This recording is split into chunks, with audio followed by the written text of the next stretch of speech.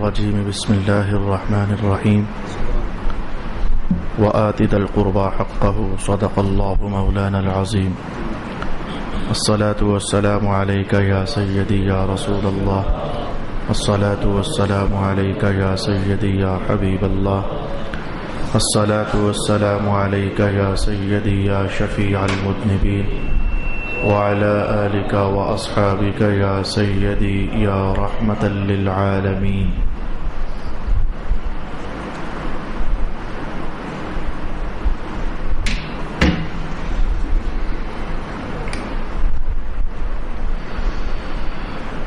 اللہ رب العالمین کا فضل ہمارے شامل حال ہوا تو قرآن حکیم کی اس آیت پر ہم نے بہت کچھ رسول پاک علیہ الصلوۃ والسلام کے کلام دل نواز سے سیکھا. رشتہ داروں کا حق ادا کرو. آج تک ایسا ہو چکا ہے کہ ہم والدین کی حقوق سیکھ چکے ہیں, یا کم از کم میں بیان تو کر چکا ہوں. بہنوں اور بھائیوں کے حقوق بھی میں بیان کر چکا ہوں. چچوں کے, تایوں کے, ماموں کے, خالوں کے حقوق بیان کر چکا ہوں. کزنز وغیرہ جو ہوتے ہیں یا اور رشتہ دار دور کے, ان کے حقوق بھی ہم سیکھ چکے ہیں. خاص ترین عنوان تھا کہ ایک بیوی کے خاوند پر کیا حقوق ہیں. یہ گزشتہ نشست تک میں نے آپ کو بیان کر دیا, اور اس سے پہلے ہمارا ٹاپک یہ تھا کہ ایک بیوی پر خاوند کے حقوق کیا ہیں. خاوند کے بیوی پر, بیوی کے خاوند پر, یہ عنوان بھی دونوں ہمارے سمٹ چکے ہیں. آخرکار موقع ہمارے سامنے آ گیا. میں نے کہا تھا کہ جب کہ قرآن حکیم نے ٹائٹل چھیڑا ہوا ہے, میں ذرا یہ بڑے بڑے حقوق بیان کر لوں. تو اس بار میں آپ کے ساتھ ایسا بھی کروں گا کہ یہ بیان کروں گا کہ یہ جو باپ لوگ ہوتے ہیں, والدین, انہیں بھی شریعت نے کچھ کہا ہے کہ بچوں کے تم پر حقوق ہیں, یا شریعت پاک نے ہمیشہ بچوں ہی سے کہا بچوں تمہارے والدین کے تم پر بڑے حق ہیں؟ کیا صرف یہی کہا, یا کہ یہ بھی کہا ہوا ہے کہ والدین بچوں کے تم پر بڑے حق ہیں؟ تو ایک یک طرفہ عنوان تو ہم جان چکے. بچوں کے میں نے خوب بتایا, نوجوانوں کو بہت بتایا کہ حضور فرماتے ہیں کہ باپ کو یوں نبھاؤ, ماں کے ساتھ یوں رہو, والدین کے ساتھ یہ عزت و احترام آداب ہیں, خیال رکھو. اور اب کے اہم ترین عنوان آ ہی پہنچا, والدین کو کیا چاہیے کہ اپنے مخصوص رشتہ دار یعنی بچے, یہ بچے بھی تو رشتہ دار ہی ہوتے, بچوں کو کیسے نبھائیں, کیسے پالیں, ایک خوبصورت نسل کیسے تیار کریں. افراد سے نسلیں بنتی ہیں, پھر نسلوں سے قومیں بنتی ہیں. تو ایک خوبصورت قوم, ایک خوبصورت جنریشن, ایک خوبصورت خاندان, ایک خوبصورت کنبہ وجود میں لانے کے لیے پیرنٹس کو کیا کرنا چاہیے. تو آئیں آج ہم اس عنوان پر سیکھنا چاہیں گے. سردست جو میرے ہاتھ میں اس وقت کتاب ہے, بتانا چاہوں گا, فتاوی رضویہ شریف ہے, جلد نمبر 24 ہے, اور صفحہ نمبر 452 سے میں آپ کے سامنے یہ باتیں بیان کرنا چاہوں گا. اعلی حضرت فاضل بریلوی رحمۃ اللہ تعالی علیہ کے پاس ایک سوال پہنچا تھا بنیادی طور پر کہ بچوں کے بارے میں شریعت پاک نے کیا حقوق ارشاد فرمائے. ادھر بیٹھے بیٹھے ہی آپ نے قلم سے فتویٰ لکھا اور کہنے لگے کہ سر دست جو میرے ذہن میں حدیثیں ایک دم سے گونج رہی ہیں, ان کی تعداد کوئی 80 کو بن رہی ہے, تو وہ تو میں فی الحال بتا دیتا ہوں, باقی اگر گنجائش رہی تو پھر لکھ دوں گا. تو احادیث شریفہ سے 80 کے قریب حقوق ایسے ہیں جو کہ اعلی حضرت فاضل بریلوی نے ایک لمبے ترین فتوے کے اندر ارشاد فرمائے. میں چاہوں گا کہ وہ فتویٰ ہم بھی سماعت کریں, دوسرے لفظوں میں وہ 80 حقوق ہم بھی سماعت کریں, اور تیسرے لفظوں میں رسول اللہ علیہ الصلوۃ والسلام کی وہ 80 تعلیمات جو بچوں کے سلسلے میں آپ نے ارشاد فرمائی ہیں, ہم وہ سماعت کریں. اور ساتھ آپ کا یہ دعویٰ ہے, اعلی حضرت فاضل بریلوی رحمۃ اللہ تعالی علیہ ارشاد فرماتے ہیں کہ جو کچھ میں آپ کے سامنے بیان کر رہا ہوں ان کی حیثیت احادیث مرفوعہ کی ہے. میں الفاظ آپ کے لیے پڑھتا ہوں, مگر میں صرف احادیث مرفوعہ حضور پر نور سید عالم صلی اللہ علیہ وآلہ وسلم کی طرف توجہ کرتا ہوں۔ علماء کو سمجھ آ گئی کہ احادیث مرفوعہ کیا ہوتی ہے۔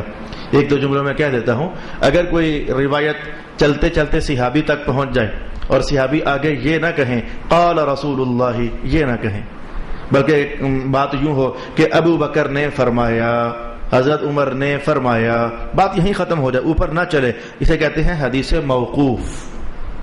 اور اگر صحابی وہ نیچے سے سند چلتے چلتے چلتے چلتے بات پہنچے صحابی تک اور حضرت ابو بکر یا حضرت ابو ہریرہ یا حضرت عمر یا حضرت علی کوئی بھی صحابی بات کو اپنے تک کلوز نہ کر دیں اور کہیں کہ سمعت رسول اللہ صلی اللہ علیہ وسلم، میں نے حضور سے سنا تو آپ نے فرمایا، یہ حدیث مرفوع ہوتی ہے۔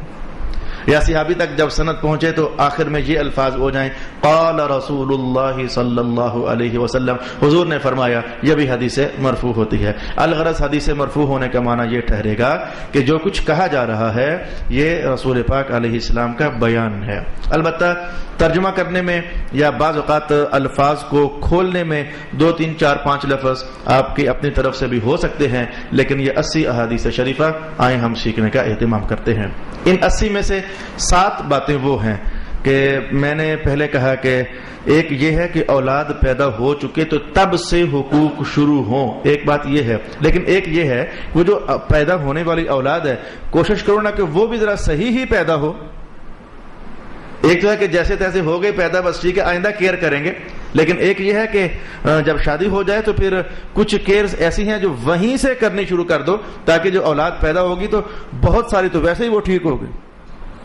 کچھ معاملات ایسے ہیں ذرا مخفی، بہت حیاداری کے بھی ہیں، سینسیوٹی ہے، آج ذہن میں کچھ بوجھ بھی ہے کہ خاص کر کے میں وہ چند باتیں جہاں سے میں نے گزرنا ہے تو کیسے بیان کروں گا، لیکن ہمت یہ ہے کہ چونکہ بیان رسول اللہ کا ہے اس لیے اتنا خطرہ نہیں ہے اور اتنا ڈر نہیں ہے، کیونکہ آخر بیان رسول اللہ علیہ الصلوۃ والسلام کا ہے اور قرآن حکیم کا ہے، تو وہ نازک مراحل بھی رسول اللہ علیہ السلام بڑی نفاست سے طے کر جایا کرتے تھے، پتہ نہ چلنے دیا کرتے تھے کہ کوئی الفاظ بے وزن ہو گئے ہیں، ایسا ہوتا ہی نہیں تھا حضور کے کلام میں۔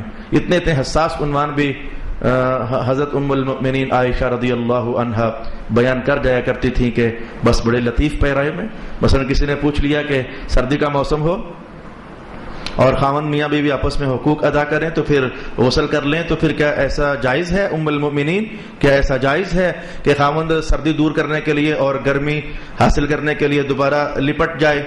تو آپ کہنے لگی رسول اللہ علیہ السلام نے یہ اسوہ حسنہ بھی عطا فرمایا ہوا ہے۔ بس اتنے پیرا میں ساری بات سمجھا دی کہ حضور تو ایسا کر لیا کرتے تھے تاکہ امت تک یہ راز پہنچ جائے کہ سردی کی ٹھٹر سے بچنے کے لیے چلیں باہر کے دوبارہ لپٹ جانے میں کچھ حرج نہیں ہے اور اس سے غسل بھی دوبارہ لازم نہیں ہوتا۔ یہ لطیف پیرا کا ایک احساس میں نے آپ کو بتایا۔ تو آئیں ذرا پہلے 7 کے قریب باتیں وہ ہیں جو بڑی احتیاط کے ساتھ ہمیں سننی ہیں۔ بسم اللہ الرحمن الرحیم۔ اولاد کے حقوق شروع ہونے لگے ہیں۔ 7 چیزیں جو بہت پہلے ہی سے احتیاط کرنی چاہیے، ان میں سے پہلی چیز رسول پاک علیہ الصلوۃ والسلام ارشاد فرمایا کرتے تھے کہ پہلا حق یہ ہے اولاد کے سلسلے میں کہ جو باپ لوگ ہیں یعنی جنہوں نے آئندہ باپ بننا ہے، تو فی الحال خاوند لوگ آئندہ یہی خاوند اس کو ایک اور رتبہ مل جائے گا کہ یہ باپ بن گیا۔ یہ جو باپ لوگ ہیں شادی کرنے میں خواتین کے معاملے میں جو سلیکشن کرتے ہیں، تو جو رذائل ہیں، رذیل قومیں ہیں، گھٹیا قومیں، ان میں شادی نہ کریں۔ بہت آپ کو سمجھانے کے حوالے سے بڑا بھاری جملہ ہے۔ میرے سامنے سارے کے سارے خالص اندر سے مذہبی لوگ بیٹھے ہوتے نا، جو کہتے ہیں کہ جی مولانا جو حضور نے فرما دیا پرفیکٹ ہے، لیکن میرے پاس ہر رنگ کا بندہ بیٹھا ہوا ہے، مجھے اس لیے اس جملے کو سمجھانا ہے۔ جو گھٹیا قومیں ہیں ان میں شادی نہ کرو۔ گھٹیا قوم کون سی ہے، اونچی قوم کون سی ہے؟ ایک اس میں معیار تھا مذہب کا اور ایک معیار ہے آپ کا، دونوں سناتا ہوں آپ کو۔ مذہب کے معیار میں اعلیٰ قوم کون سی ہے، گھٹیا قوم کون سی ہے؟ ہمارے پنجاب میں چلے جاؤ تو یا ادھر آ جاؤ، ادھر راجہ ہو گیا، ملک ہو گیا، چودھری ہو گیا۔ ہمارے لاہور چلے جاؤ تو مغل ہو گئے یا چیمہ صاحب ہو گئے، یہ جو اس طرح کی قومیں ہیں تو پبلک سمجھتی ہے کہ یہ اعلیٰ قومیں ہیں۔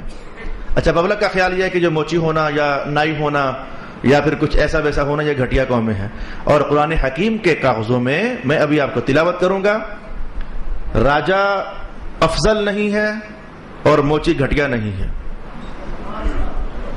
چودھری ملک کوئی شان ان کی نہیں ہے, اور حجام ہونا یا کچھ ایسا ویسا ہونا جو نام چلتے ہیں, قوموں کے نام چلتے ہیں, ان میں کوئی برائی نہیں ہے. مذہب کے کاغذوں میں شرابی راجا گھٹیا ہے اور نمازی موچی افضل ہے. یہ جملے ہیں جو آپ کو ہضم شاید نہ ہو. مذہب کے کاغذوں میں بدماش ملک اور غنڈہ چودھری یہ گھٹیا لوگ ہیں, اور مذہب کے کاغذوں میں ایک حجام ہے, وہ سارا دن کینچی چلا کر بال کاٹتا ہے, لیکن اللہ بلائے تو پہنچ جاتا ہے, رسول اللہ بلائیں تو پہنچ جاتا ہے. یہ حجام جو ہے یہ ان ملکوں, چودھریوں, مغلوں, جٹوں سب سے افضل ہے. اور قرآن پاک میں اگر اس کو تلاوت کرنا چاہو تو میں یوں آپ کے لیے پڑھنا چاہوں گا, ان اکرمکم عند اللہ اتقاکم. اللہ کی ہاں عزت تقوی کی بنیاد پر ہے, ناموں کی بنیاد پر نہیں ہے. نام عزت نہیں دیتا, اصل میں کردار بندے کو عزت عطا کرتا ہے. کردار رسول پاک علیہ الصلوۃ والسلام کی روشنیاں سمیٹے ہوئے ہے. یہ قوم بڑی اچھی قوم ہے, اور کردار اگر رسول اللہ کی نافرمانیوں کے اندھیرے اپنے اوپر ملے ہوئے ہیں, یہ بڑی گھٹیا قوم ہے. تو مذہب کے کاغذوں میں تو یہ ہوا, اور فتاوا جات کی حد تک تو ایسا ہی چلتا ہے. ہمارے اکابرین امت سے جب فتویٰ پوچھا جاتا کہ بتائیں ہمیں, میں مثلا مرقات کی عبارت آپ کے لیے لانے لگا ہوں, کتاب النکاح مرقات, اس کے اندر خواجہ حسن بصری رضی اللہ تعالی عنہ سے ایک صاحب آئے اور کہنے لگے کہ میری بیٹی جوان ہو گئی ہے اور اب میں اس کی شادی کرنا چاہتا ہوں. تو ایک ادھر سے رشتہ آیا ہے, ایک ادھر سے رشتہ آیا ہے, تو ایک ادھر سے رشتہ آیا ہے, آپ رہنمائی فرمائیں کہ میں کیا کروں. خواجہ حسن بصری کیا فرمانے لگے کہ ان تینوں میں دیکھ کون ہے جو اللہ سے ڈرنے والا ہے, ان تینوں میں جو اللہ سے ڈرنے والا ہے اس کے ساتھ شادی کر دے, تیری بیٹی خوش رہے گی. ساتھ اگلا جملہ بولا, جو اللہ سے ڈرنے والا ہے. اول بات تو یہ ہے کہ وہ ظلم نہیں کرے گا, لڑے گا نہیں, جھگڑے گا نہیں, اور اگر کبھی جھگڑے کی نوبت بن بھی گئی نا تو وہ حد سے تجاوز نہیں کرے گا. اسے پتا ہے کہ بھلے میں خامند ہوں لیکن خامند کو بھی تو کٹہرے میں کھڑا ہونا ہے آخر قیامت والے دن, اس کے ساتھ شادی کر دے. تو ہمارے اکابرین امت کی ہاں تو یہ تقوی کی بنیاد پر وہ قوموں کا اونچا ہونا اور افضل ہونا اسے ڈیفائن کیا جایا کرتا تھا. یہ تھا مذہب کا معیار. وہ قوم اونچی قوم ہے, بھلے لوگوں کے لفظوں کی کاغذات میں, لفظی کاغذات میں لوگ انہیں کچھ بھی نہیں سمجھتے, لیکن اللہ کے کاغذوں میں وہ اونچی قوم ہے جو رسول اللہ کی تابعدار ہے. اور لوگ جن کو بڑے اونچے اونچے القاب کہیں اور وہ اللہ کے ہاں بڑے نافرمان ہیں, وہ گھٹیا لوگ ہیں اور ان کا کوئی مقام نہیں ہے اللہ رب العالمین کے دربار میں اور رسول اللہ علیہ السلام کے دربار میں. اب یہ جملے تھے, میں نے بول دیے, لیکن ممکن ہے کوئی نیا سا شخص ہو تو اسے محسوس تو ہو کہ یہ کہ ہمیں گھٹیا راجا کہہ دیا, ہمیں گھٹیا ملک کہہ دیا. نہیں, میں نے راجا کو گھٹیا نہیں کہا, میں نے شرابی راجا کو گھٹیا کہا ہے. میں نے ملک کو گھٹیا نہیں کہا, میں نے بدماش ملک کو گھٹیا کہا ہے. میں نے چودھری کو گھٹیا نہیں کہا, میں نے اس چودھری کو گھٹیا کہا جو غنڈہ ہے, لوگوں کے حقوق مارتا پھرتا ہے. اور موچی کو افضل کہہ دیا, میں نے موچی کو افضل نہیں کہا, ایماندار موچی کو افضل کہا.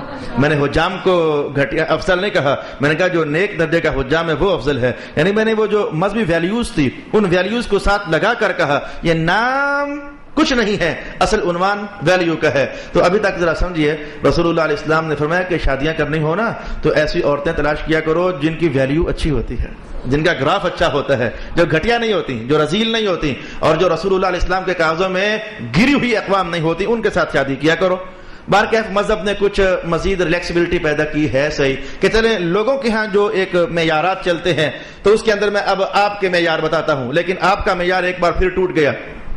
مذہب نے کہا کہ یہ جو گانے بجانے والیاں ہوتی ہیں یہ تو بڑی گندی عورتیں ہوتی ہیں, ناچنے والی, گانے بجانے والی اور ڈانس کرنے والی بڑی گھٹیا عورتیں ہوتی ہیں, اور آج میڈیا پر ان کو بڑا عزت کا مقام حاصل ہے. آپ کو پتہ ہے, ایک بار پھر آپ گر گئے. اور یہ لوگ جب انٹرویوز دینے کے لیے آتے ہیں تو کہتے ہیں اللہ کی بڑی مہربانی ہوئی, اس نے بڑی شہرت دے دی, بڑی عزت دے دی, اس کی بڑی مہربانی ہے. تو اپنے گناہ کو اللہ کی طرف منسوب کرتے ہیں, اللہ کی مہربانی ہو گئی.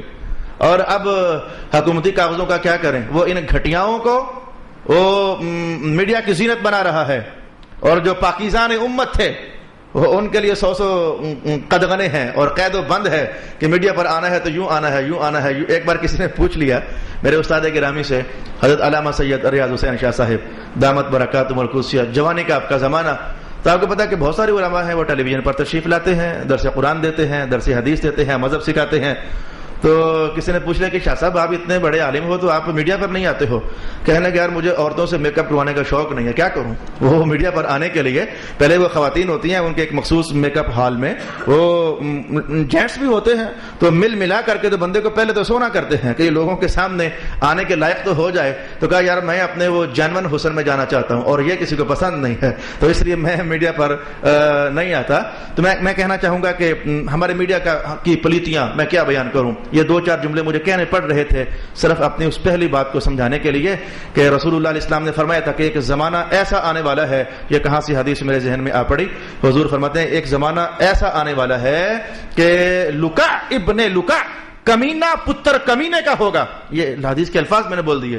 بندے کا مقام ہماری نظروں میں، ہم محمد ہیں، ہماری نظروں میں بندے کا مقام یہ ہوگا وہ لکا ابن لکا ہوگا. وہ خود بھی کمینہ، اس کا باپ بھی کمینہ ہوگا، لیکن زمانے والے انہیں آنکھوں پر بٹھائیں گے اور اس کو قیامت کی نشانی قرار دے دیا گیا. اور جن کا مقام ہے ہماری نظروں میں ان کا حال زمانے والوں کے ہاں کیا ہوگا. حضور فرمایا کہ اگر وہ کہیں چلے جائیں تو لوگ پوچھیں ہی نہ وہ کہاں گیا بندہ، بھائی یہاں ہوتا تھا کہاں گیا، لوگ پوچھیں ہی نہ.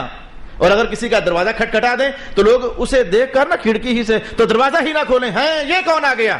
تو کچھ لوگ ایسے بھی ہوں گے کہ جن کے ساتھ لوگوں کا رویہ یہ ہوگا کہ اگر وہ کہیں چلے جائیں تو لوگ پوچھیں ہی نہ، پرواہ ہی نہ کریں. اور اگر کسی کا دروازہ کھٹکھٹا دیں تو لوگ دروازہ کھولیں ہی نہ اور رہنے دو جی، چھوڑو پرے. لیکن ان کا مقام اللہ کے ہاں یہ ہوگا کہ اگر وہ اللہ پر کسی شے کی قسم ڈال دیں، اولا قسم سے یہ کام ہو جائے، اللہ ان کے قسم نہیں توڑتا، ان کا کام کر دیا کرتا ہے. ان کا اللہ کے ہاں مقام یہ ہوتا ہے. یعنی جو اعلیٰ ہیں لوگوں کی نظر میں وہ رذیل ہو جائیں گے، اور جو گھٹیا ترین ہیں اور ان کا باپ بھی گھٹیا تھا لوگوں کی نظر میں وہ بڑی عزت کے مقام پر بیٹھیں گے. تب حضور نے فرمایا جب ایسے لوگوں کی عزت کی جائے گی، جب فاسق لوگوں کی عزت کی جائے گی تو اللہ اتنا جلال فرماتا ہے کہ اللہ کے جلال کی وجہ سے اللہ کا عرش بھی لرزنے لگ جاتا ہے. اور میں دیکھ رہا ہوں، میں اب یہ بھی نہیں کہہ سکتا کہ شکر ہے ابھی تک وہ دور نہیں آیا، آ گیا ہے وہ دور، آ گیا ہے. آج کمینے لوگوں کا جو مقام ہے اپنے گلی محلے کوچوں میں دیکھو، جو ڈنڈے کے زور پر جیتا ہے، بدماش ہے، فاسق ہے، لوگ اس کو جو پرائرٹی دیتے ہیں اور عزت دیتے ہیں. اور ایک شریف آدمی، لسا سا آدمی، لسے دا کی زور محمد، نس جانا یا رونا. لسے بندے کا کام ہی کیا ہوتا ہے، یا نس گئے تو یا رو پڑے، اور ان کا لوگوں کے ہاں مقام نہیں ہے. واپس آئیں، میں آپ کو یہ بتانا چاہ رہا تھا رسول پاک علیہ السلام نے فرمایا کہ شادی کرنی ہے تو گھٹیا قوموں کے اندر نہ کرنا. یہ گانے بجانے والے گھٹیا لوگ ہوتے ہیں، کوئی سا بھی نام ہو، گھٹیا لوگ ہوتے ہیں. اچھا، لوگوں کی نظر میں یہ ڈرامے باز لوگ شاید مقام رکھتے ہوں گے، لیکن یہ ڈرامے بازیوں میں پڑ جانا اور پھر زمانوں تک خدا ہی کو بھول جانا. جس شخص نے بھی آنچل کی لپٹیں لی ہے نا، کسی آنچل کی لپٹیں لی ہیں، اسے خدا فراموشی کا مقام دیکھنا پڑا ہے. پھر یہ آنچل کی لپٹی اتنی اچھی نہیں ہوتی، یا کسی دامن سے اٹھنے والی اور دامن کے پہلوؤں سے اور دوپٹے سے اٹھنے والی خوشبوئیں جو ہیں جب بندے کو ایسا گمراہ کر دیتی ہیں کہ میں کہوں کہ وہ زمانوں تک وہ اللہ کی رحمت کے محلے میں داخل ہونا اس بندے کو نصیب نہیں ہوتا. بس آپ خود فیصلہ کریں. میں نے جو مذہب کی بات صاف صاف کہنی تھی اور کہہ دی، بغیر اس بات کا ڈر رکھے کہ لوگ میری ملامت کریں گے کہ ہمیں جناب گھٹیا کہہ دیا گیا، گھٹیاؤں کو افضل کہہ دیا گیا. تمہارے معیار اپنے ہیں اور مدینہ والے سرکار کے معیار اپنے ہیں. ہمیں باہر کیا، میں آپ کا بندہ بن کر یہاں نہیں بیٹھتا. یہ نشست مجھے آپ لوگوں نے نہیں دی ہے.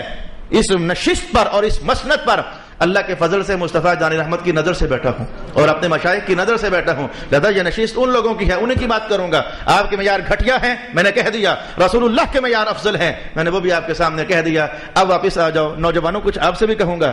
آپ بھی عشق مشوقیں لڑا لیتے ہو بغیر اپنے ماں باپ سے پوچھے، اور بعض گھٹیا خاندانوں میں جا کر آپ آنکھ بازی کر لیتے ہو، اور آپ کے والدین اور آپ کے پیرنٹس سمجھ رہے ہوتے ہیں کہ یار یہ تو خاندان ہمارے معیار پر نہیں ہے. مثلا کوئی عالم ہے، اس کا بیٹا جا کر وہ جھگیوں والوں کے ساتھ عشق لڑا لے، تو اب عالم کیسے برداشت کرے گا؟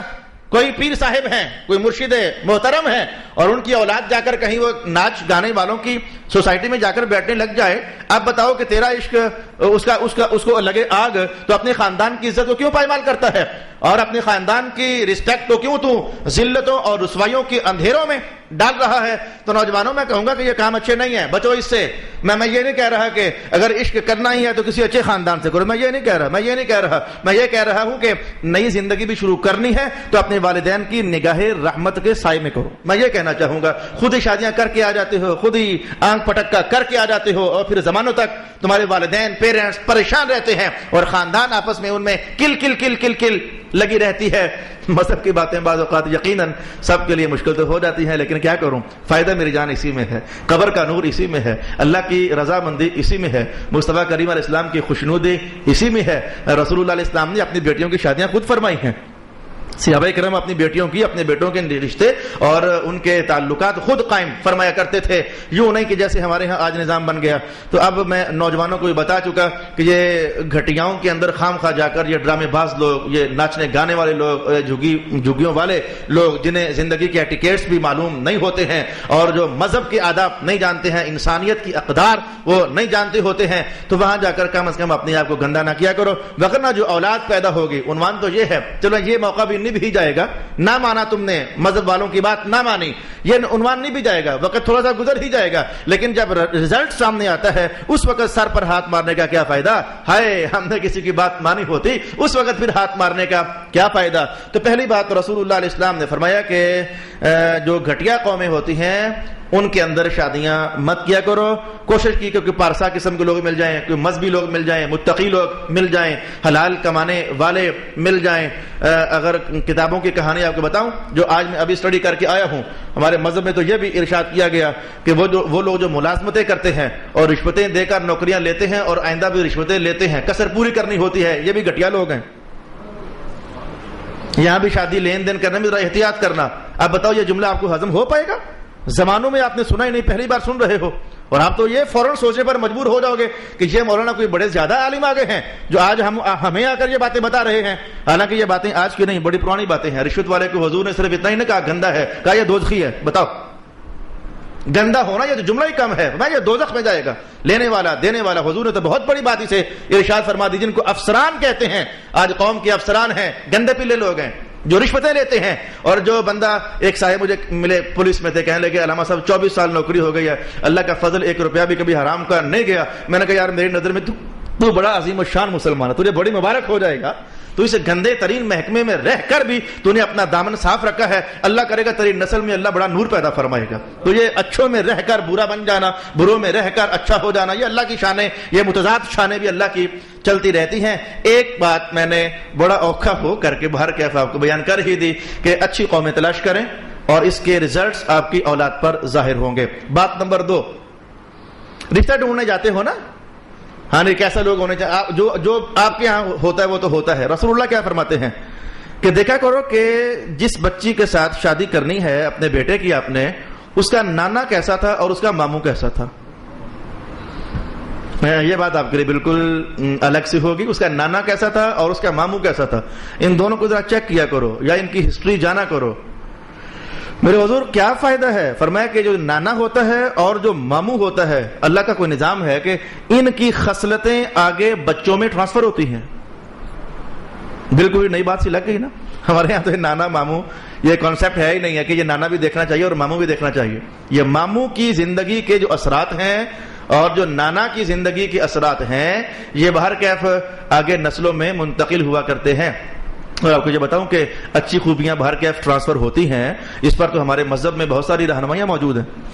اچھی خصلتیں آگے ٹرانسفر ہوتی ہیں. یہ مجھے بتاؤ کہ یہ کربلا کے اندر امام حسین کیوں ہار نہیں مان رہے تھے؟ پتہ ہے آپ کو کیوں ہار نہیں مان رہے تھے؟ پوری فوج ایک سامنے ہے, حکومت ایک سامنے ہے, لیکن اب ہار نہیں مان رہے ہیں. وہ وجہ یہ تھی کہ جن ہاتھوں سے پل کر آئے تھے خصلتیں اللہ نے ٹرانسفر فرمائی ہوئی تھی. وہ اللہ نے وہاں سے بڑے کمالات تھے جو امام حسن اور امام حسین کو عطا فرمائے ہوئے تھے.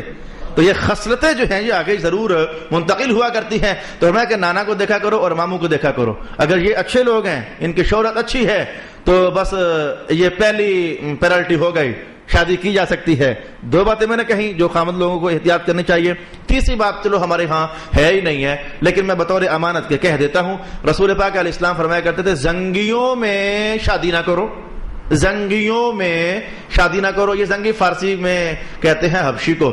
جو حبش لوگ ہیں ان سے شادی نہ کرو, کہ اس لیے کہ ان کے بچے اکثر بدنما ہی ہوتے ہیں. حضور نے یہ نہیں فرمایا کہ سانولے کلر کی عورتوں سے شادی نہ کرو, یا جن کا کلر ذرا ڈارک ہوتا ہے ادھر شادی نہ کرو. یہ کلر پر نہیں کہا, جو زنگی لوگ ہیں جو حبشی لوگ ہیں بس یہ اتنا ہی لفظ آیا, میں نے اتنا ہی آپ کے لیے بیان کر دیا. اس سے ہرگز آپ لوگ یہ نہ سمجھیں کہ ہماری بیٹی کا رنگ کالا ہے تو کیا بنے گا. یہ کالے رنگ پر بات نہیں ہے, بات زنگیوں کی ایک مخصوص قوم کی بات ہے. تو فرمایا کہ جو زنگی لوگ ہوتے ہیں, جو حبشی لوگ ہوتے ہیں, ان میں شادی نہ کرنا ورنہ بچہ بدنما ہو جائے گا. یہ تیسری بات ہمارے ہاں ہے ہی نہیں ہے. اسے جلدی سے کلوز کر کے ہم آگے بڑھتے ہیں. ٹائم بھی کم ہے اور عنوان حساس آ گیا, ذرا میں بس جلدی ہی سے کہہ کر تو آگے بڑھ جاؤں گا. رسول پاک علیہ السلام نے فرمایا کہ جب آخرکار اللہ کے حکم سے شادی ہو جائے تو میاں بیوی اللہ کے حکم کے مطابق اپنے حلال مقصد کی خاطر مقاربت کریں تو بسم اللہ الرحمن الرحیم ضرور پڑھا کریں. یہاں تک بھی ممکن ہے کہ کہیں نہ کہیں آپ نے جانا ہوگا, پڑھا ہوگا. اور اس کی جو تاثیر رسول اللہ علیہ السلام فرمایا کرتے تھے وہ یہ تھی کہ اگر تم نے اپنا عنوان نبھایا اور بسم اللہ الرحمن الرحیم نہیں پڑھی تو جو کچھ تم کر رہے ہو تمہارے ساتھ مل کر شیطان بھی وہی کچھ وہی کرے گا. یشرک بکم الشیطان, شیطان تمہارے ساتھ شریک ہو جائے گا. اور جو اولاد پیدا ہوگی اس میں شیطان کے اثرات ہوں گے. کیا معلوم, ہم کوئی تبصرہ نہیں کرتے, نہ سننا چاہتے ہیں, نہ بولنا چاہتے ہیں. کیا معلوم کہ حالات جو دن بدن فسادات کی طرف, شرارتوں کی طرف, نسلوں کے اندر وہ اقدار انسانیت نہ رہی, والدین کے وہ آداب نہ رہے, جو یہ ایک لوز کیریکٹر چل رہا ہے, کہیں بنیادی پیچھے خراب نہ ہو چکی ہو. معلوم ہے کوئی, ہم تو نہیں جانتے. لہذا رسول پاک علیہ السلام نے فرمایا کہ بسم اللہ الرحمن الرحیم سے اپنی نئی زندگی کی خوشیوں کا آغاز کریں. میں نے بس اتنا کہا, اپنی نئی زندگی کی تازہ خوشیوں کا آغاز بسم اللہ الرحمن الرحیم سے کریں. اگلی بات بھی میں جلدی سے کہوں گا, میں کہ جب اپنے مقاربت کے زمانوں میں ہوتے ہو تو شرمگاہیں مت دیکھا کرو ایک دوسرے کی. بچہ اندھا پیدا ہوگا, اگر تمہارا رویہ ایسا ہوا تو پھر تیار رہنا تمہارا بچہ نابینا پیدا ہوگا. امکان ہے کہ ایسا ہو جائے. سزا ہے نا, اللہ تعالیٰ چھوڑ بھی سکتا ہے, یہ سزا نہ بھی دے, لیکن بہر کیف یہ سزا ہے صحیح. چاہے اللہ تو دے دے, چاہے تو نہ دے, وہ سزائیں ماں بھی تو کر دیتا ہے. تو یہ سزا ہوگی کہ اگر شرمگاہیں دیکھتے رہو گے تو پھر اولاد نابینا پیدا ہوگی. اگلی بات ارشاد فرمائی کہ اس موقع پر بس جیسے رسول اللہ علیہ السلام فرمایا کرتے تھے کہ عائشہ وقار سے رہو, زیادہ بے ہنگم باتیں مت کرو. یہ بے ہنگم باتیں, اس موقع پر زیادہ باتیں کرنا, حضور فرماتے ہیں بچہ توتلا ہو جاتا ہے یا گونگا ہو جاتا ہے, کوئی ایک تاثیر اس کی ظاہر ہو جاتی ہے. یہ جو آپ کے مخصوص مخفی عنوانات ہیں, میں اس کی بات کر رہا ہوں کہ شرمگاہیں نہ دیکھی جائیں ورنہ بچے نابینا پیدا ہوں گے, اور زیادہ باتیں نہ کی جائیں ورنہ بچے توتلے اور گونگے پیدا ہوں گے. چوتھی بات حضور نے ارشاد فرمائی کہ کپڑے اوڑھ لیا کریں, یعنی حتی الامکان باپردہ ہو کر کے تو اس اللہ کے اذن کو استعمال کیا کریں. جانوروں کی طرح آپ لوگ نہ ہو جایا کرو. صلی اللہ علیہ حبیبہ محمد وآلہ وسلم. یہ 3 عنوان ذرا مشکل تھے, میں نے جلدی سے کہے بغیر کسی تبصرے کے. اب آئے میں اگلی بات کہوں اور اسی کے ساتھ ہی میرا وقت سمٹ جائے گا. آج کی نشست میں 8ویں بات, اور والدین کو جو کچھ چاہیے وہ یہ ہے کہ اللہ تعالیٰ جب بیٹا عطا فرما دے یا جب بیٹی عطا فرما دے تو دائیں کان میں اذان کہی جائے اور بائیں کان میں تکبیر کہی جائے. یہ حق ہے والدین پر کہ بچوں کے ساتھ وہ ایسا کریں. اور والدین, آپ اس موقع پر مولوی صاحب کو ڈھونڈ رہے ہوتے ہو, مجھے پتہ ہے اس موقع پر آپ لوگ مولوی صاحب کو ڈھونڈ رہے ہوتے ہو. اللہ کرے کوئی مولوی صاحب مل جائیں, وہ دعائیں کر رہے ہوتے. اگر رات کو ہی اللہ نے یہ حکم جاری کر دیا مولوی کہاں سے ڈھونڈیں گے, اور خدا کے بندو ڈرو اللہ سے. ماں بھی یہ اذان کہہ سکتی ہے, اذان بھی نہیں آتی ہے مسلمانوں کو. اب باپ بھی یہ کام کر سکتا ہے, دائیں کان میں اذان کہنی اور بائیں کان میں وہ تکبیر کہہ دینی. اور اس کے لیے یہ چیز ضروری نہیں ہے. یہ کیا کیا لطیفے میں دیکھ رہا ہوں لوگوں کے ہاں, یہ جو کپی سی بناتے ہو نا, کپی سی بناتے ہو, اللہ اکبر اللہ اکبر, یہ کچھ بھی نہیں ہے. آواز دو گے تو اللہ نے کانوں کے اندر طاقت رکھی ہوئی ہے, وہ سن لیتے ہیں. آواز پہنچانا مطلوب ہوتا ہے. یہ کپیاں بنا کر کے, اور پورے پاکستان میں چل رہا ہے, کپیاں بنا کر کے تو اذان دیتے ہیں. پتہ نہیں ویسے اذان نہیں ہوگی. وہ جو بچہ ہے نا چھوٹے کان ہے, کیا چھوٹے کان ہے, اللہ تعالیٰ آواز پہنچاتا ہے ان کی. لہذا ایک تو بات یہ ہے کہ اذانیں خود دینے کا سوچیں, یہ آپ کا حق ہے یار. آپ کو یہی تو بتا رہا ہوں کہ یہ آپ کا حق ہے, مولوی صاحب کا حق نہیں ہے. مولوی صاحب کے بلاتے ہو 500 روپیہ بھی خراب کرتے, انہیں دینا پڑتا ہے, پھر لے لو 500 روپیہ, یہ 1000 روپیہ. یہ خود اذانیں پڑھو, اپنے بچوں کے کانوں میں خود اذان پڑھو, خود تکبیر کہو. یہ اللہ رب العالمین نے, رسول اللہ علیہ السلام نے آپ پر حق لازم قرار دیا ہے. اس حق کی وجہ کیا تھی آپ کو یہ بتاتا ہوں. رسول اللہ علیہ السلام ارشاد فرماتے ہیں کہ جب بچہ پیدا ہوتا ہے تو آپ کو پتہ ہے فوراً نکلنے کے بعد, دنیا میں آنے کے بعد روتا ہے. اور نرم درجے کی چیخ سے وہ روتا ہے. حضور فرماتے ہیں وجہ یہ ہوتی ہے کہ شیطان ادھر ہی ہوتا ہے. میں در منصور کے الفاظ پڑھنے لگا ہوں.